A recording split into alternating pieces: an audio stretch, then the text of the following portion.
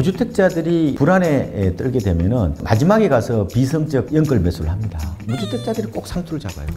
지방은 그렇게까지 저는 어둡게 보지 않습니다. 2차 공기업도 지방 이전을 추진하는데 이 공기업이나 공무원들은 구매력이 튼실하신 분이잖아요. 네. 이분들이 남하하면은 지방의 수요 확충에 도움이 되는 것 같고, 저는 하반기에 이제 바닥을 잡으면서 매물을 어느 정도 소화시키는 어떤 그런 과정이 되지 않을까. 그러면 앞으로의 이제 정책 기조는 이 정도로 이제 예측을 해보고, 근데 어쨌든 이재명 대통령의 공약을 많이 살펴보셨을 거잖아요. 현 시점에서 가장 먼저 국토부 장관 입에서 나올 혹은 정부에서 나올 부동산 정책은 뭐로 예상하시나요? 지금 현 시점에서? 일단은 무주택자들이 지금 불안에 떨고 있으니까 기다리면 분명히 뭐 싸게 집을 살 수 있다는 그런 신호 보내기 뭐 그런 차원에서 공급 대책이 일단은 좀 가시화되지 않을까 이런 생각이 들어요. 근데 원래 사기 신도시 얘기가 나왔는데 공약집에는 빠졌더라고요. 네, 안 그래도 그 얘기가 조금 빠졌어요. 그래서 뭐 1기 신도시하고 뭐 3기 신도시 얘기는 좀 있더라고요. 재개발 재건축에 뭐 용적률이라든지 건폐율을 완화한다는 얘기도 있는데 공공성이라는 얘기가 들어있어요. 그래서 그거는 제 생각에는 임대주택을 좀 넣겠다는 식으로 될 수도 있고, 그리고 지금 관심이 있는 게 이제 재건축 부담금이 좀 완화되지 않겠느냐 뭐 그런 선거 과정에서 이제 언론에서는 그런 얘기가 들어있었단 말이에요. 요번에 또 보니까 공약이 좀 빠져 있더라고요. 부담금 문제가. 이 부분은 어쨌든 공급을 전체적으로 늘리는데 아마 좀 더 초점을 맞춘 대책들이 아마 국토부 장관이 취임하면 아마 나오지 않을까. 나올 거로 보이고. 그런데 좀 디테일한 거는 그건 실무진들이 하는 거니까 아마 그걸 좀 추이를 지켜보시는 게 맞지 않을까 이렇게 보고 있습니다. 그러면 뭐 가령 공약집에 빠졌었지만 언급됐던 4개 신도시나 혹은 뭐 신도시급은 아니더라도 신규 택지를 발굴해서 뭐 어떻게 하겠다 그런 정도의 대책이 제일 먼저 좀 나올 가능성이 높다. 예, 저는 그렇게 보고, 왜냐면은 지금 공급을 한다는 신호를 좀 더 명확하게 알려야 되거든요. 그래서 좀 안심시켜야 된단 말이에요. 예, 그러니까 대부분 보면은 무주택자들이 불안에 떨게 되면은 마지막에 가서 비성적 연끌 매수를 합니다. 무주택자들이 꼭 상투를 잡아요. 아까 이제 공급 얘기하시면서 잠깐 건드려 주셨는데 실제로 공약집에 재건축 재개발 규제 완화, 뭐 용적률 건폐율에 대한 완화가 있는데 그 앞에 이 공공성을 지키면서라는 조건이 달렸어요. 그리고 사실 또 많은 분들이 재건축 초과이익 환수제 요것도 폐지를 원하는데 요거에서도 사실 유보적인 입장이고, 그래서 도심, 그러니까 서울에 있는 아파트 공급이 잘 늘어날 수 있을까 궁금증을 가지시는 분들이 있던데 어떻게 될 거라고 보세요? 그 부분은 일단은 좀 지켜볼 수밖에 없을 것 같아요. 그 부분은 명확하게 안 나왔기 때문에 공공성 강화라는 말이 분명히 있기 때문에 제 생각에는 그냥 임대주택 채우면은 용적률 좀 더 주는 이런 식의 아마 방법이 있을 수 있고, 아니면 현재도 그건 지금 하고 있지 않나요? 뭐 더 줄 수도 있죠. 그걸 조금 강화하는 방안이 될 수도 있고. 아니면은 뭐 제초안 문제를 뭐 좀 조합원 수준까지는 아니더라도 조합원들이 원하는 수준까지는 아니더라도 일부 완화를 할 수 있는데, 그거는 제 생각에 뭐 조금 완화를 할 수는 있을지는 모르죠. 그런데 뭐 폐지라든지 유예 쪽으로 가기까지 입법은 쉽지 않을 것 같아요. 그거는. 왜냐면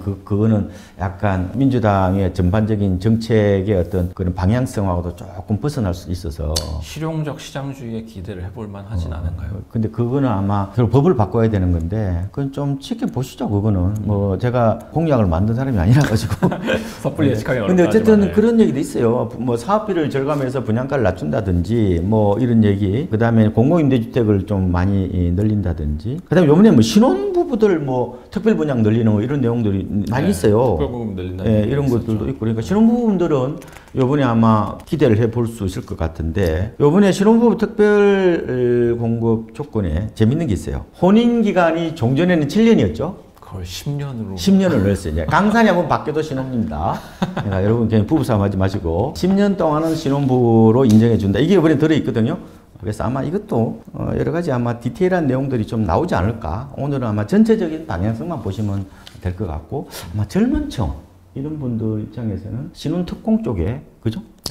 좀 맞춰서 분양받는 걸 한번 노려보시는 것도 좋을 것 같습니다. 그 신생아로 인정하는 기간도 생후 2년에서 이제 7년까지로 늘리겠다는 공약도 있었죠. 그렇기 때문에 그런 것들도 좀 관심을 가져보시면 좋을 것 같습니다. 그렇지만 도심 공급에 대한 거는 조금 지켜봐야 될 것 같다. 그런 구체안이 좀 나와야 될 거예요.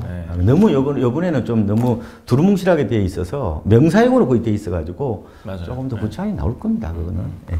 자, 마지막으로 드릴 질문인데 사실 집값 안정에 많은 관심을 쏟긴 하지만 동시에 이제 그 건설 경기가 네. 사실 우리나라 경제 성장률에서 차지하는 부분이 상당히 크잖아요. 네. 건설에 의존하는 부분도 많고 그래서 뭐 SOC도 많이 늘리고 하는데 지방 부동산이 지금 사실 심상치가 않단 말이에요. 건설사들 뭐 도산도 하루가 멀다고 나오고 있고 과연 이재명 대통령이 지방 부동산 동시에 이제 건설 경기를 살리기 위한 부양책을 낼 거라고 보시나요? 당연하죠. 근데 우리가 볼 때 건설하고 건설 경기하고요 주택 매매 경기는 달라요. 그러니까 건설 경기 여전히 어렵죠. 이거는 뭐 워낙 이게 수지가 안 맞아서 생긴 문제잖아요. 그리고 지금 뭐 PF도 뭐 어떻게 보면 조달이 쉽지 않고. 근데 먼저 반응이 오는 게 완공된 주택의 매매 경기라고 저는 봐요. 그 지방은 그렇게까지 저는 어둡게 보지 않습니다. 그래요? 어떤 점 때문에 네. 그러세요? 그러니까 대선 공약에서 이번에 주목한 게 지방 균형 발전이거든요.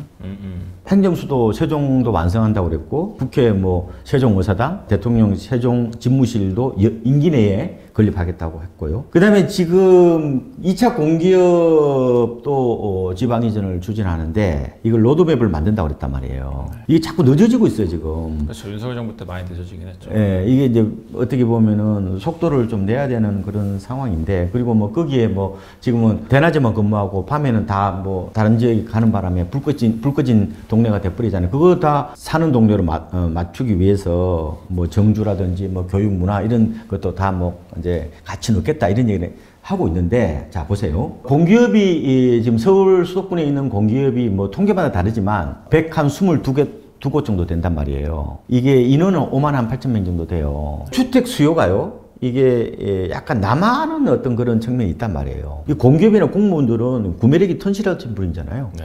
이분들이 남아하면은 이게 그러면 지방의 수요 확충에 도움이 되는 것 같고, 그리고 지방에 지금 많이 됐죠. 지금 여러 가지 뭐 중고금 미분양 지금 양도세 혜택도 있고, 그리고 또 유동성이 늘어나잖아요. 금리가 늘어나면은 집값이 싼 데가 영향을 더 많이 받습니다. 금리가 내려가면. 네. 왜냐면은 지방은 집값이 싸잖아요. 네. 뭐 대출 규제 이런 건 별로 그렇게 민감하지 않아요.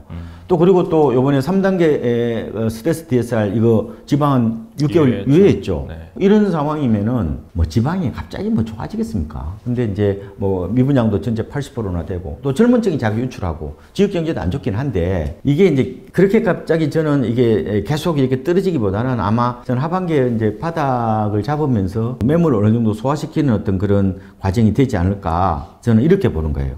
근데 실제로 보면요, 우리가 이제 지방이 약간 좀 구조적 침체적인 측면도 있단 말이에요. 그런데 지금 단기적으로 보면은 어쨌든 군부를 떼는 효과가 있기 때문에 저는 지방이 그렇게 나쁘진 않을 것 같다. 최악의 국면은 좀 벗어나고 있다, 이렇게 말씀드리고, 매매 경기는 조금 어떻게 보면 온기를 집어넣는 효과가 있을 것 같고, 다만 아까 말씀하신 건설 경기는 또 달라. 이게 간단한 문제가 아니에요. 지금 여전히 지금 중고금 미분양이 문제잖아요. 네. 그 3년 전에 2년 전에 분양했던 게 지금 안 팔리고 있다 보니까 입주할 때 된 것처럼 불 꺼져 있는 거잖아요. 네. 이 부분은 악성 매물이기 때문에 그 부분은 아마 뭐 LH에서 일부 산다 하더라도 그거는 좀 어떻게 보면은 조정 과정 고통을 좀 감내를 하는 기간이 필요할 것 같아요. 그거는. 근데 그거하고 일반 매매 경기는 다르거든요. 그럼 왜 안 팔리느냐?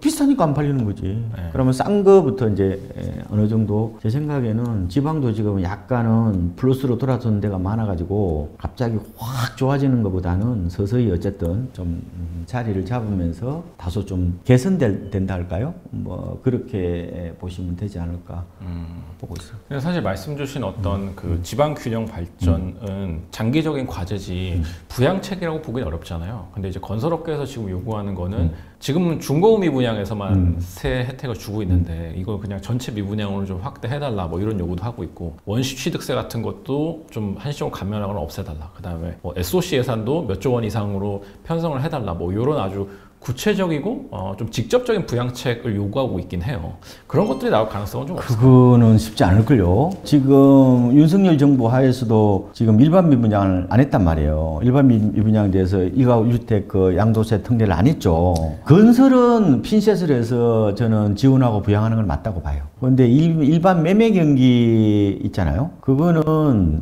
조금 조심해서 들어가야 돼요. 그 아파트 값에 영향을 줄 수 있는 왜냐하면 지금 부양책은 지방도 지금 올해 올해부터 입주 물량이 확확 줄거든요. 그동안에 이제 공급이 넘치니까 수급이 어떻게 보면 엇박자 나는 바람에 그렇게 떨어진 건데 지방도 서서히 지금 공급 물량이 없기 때문에 건설 경기하고 이른바 주택 매매 경기는 조금 구분해서 접근해야 되는 게 아닌가. 근데 이게 사실 그 대책이라는 게 완전히 이걸 분리해서 가기 좀 어렵지 않나요? 가능하죠. 지금 뭐 가령 악성 어떤 미분양 이런 거 사주는 거 이런 것들은 직접적인 주택 매매 경기를 진작하는 건 아니잖아요. 그건 어떻게 보면 간접적인 건설사 도와주는 거지. 어떻게 보면. 그러니까 사서 그냥 어쨌든 국가가 보유하는 거니까.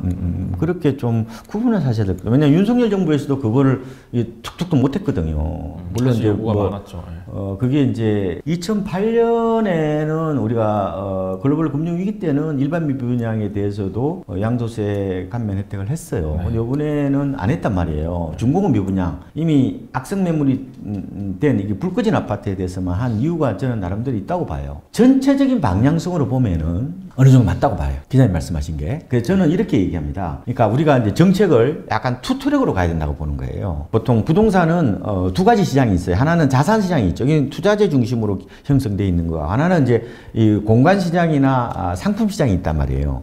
자산 시장하고 이제 이게 상품이나 공간 시장이 다른데 뭐 당연히 상품 시장은 실수요니까 지방 시장을 말하는 건데 지금 서울 수도권 쪽은 자산 시장 성격이 가깝기 때문에 이건 공급 갖고 안 돼 이거는. 그러니까 서울은 이미 그냥 투자하는 시장이다. 그렇죠. 자산 시장이 됐다니까요. 그러면 이거는 시장 안정시키려면 공급 플러스 수요 조절을 같이 해야 돼요. 근데 지방은 사실상 공급만 뭐 집값 오르면은 막 가령 안동이나 뭐 이런 데 있잖아요. 뭐 진주나 이런 데 집값 올라가면 망가구만 넣으면 금방 해결이 된단 말이에요. 공급만으로 다 될 수 있단 말이에요. 근데 지금은 지방은 거의 빈사 상태고 여전히 회복이 안 되고 있는 상황이니까 지방은 제 생각에는 여전히 수요 진작 쪽으로 가야 되고 특히 서울 쪽은 수요 조절 쪽으로 가야 되는 약간 투트랙으로 가야 되는 방향성이 맞지 않느냐 이렇게 보고요. 아까 말씀하신 대로 그러니까 원시취득이라든지 이런 좀 디테일한 부분들에 대해서는 지금 그게 막혀 있다면은 그리고 그게 뭐 집값이 갑자기 확 뭐 달아오를 그런 가능성이 낮다면은 충분히 그런 것들은 미시적으로 뭐 지원책을 해도 저는 나쁘지는 않다고 봐요. 근데 과연 전면적으로 과연 옛날처럼 양도세 미분양을 할 거냐 이런 부분들은 제 생각에는 아마 제가 주장하더라도 아마 하기 어려울 겁니다. 윤석열 정부에서도 못했는데 그걸 할 수 있을까요? 자, 이렇게 해서 오늘 박원갑 수석님 모시고 이재명 대통령 시대에 우리나라 부동산이 어떻게 움직이게 될지에 대한 얘기를 나눠봤습니다. 시청자분들께 많은 도움이 되셨길 바라고요. 저희는 다음 주에도 또 알찬 인터뷰로 찾아뵙도록 하겠습니다. 그러면 인사드리겠습니다. 감사합니다. 네, 고맙습니다.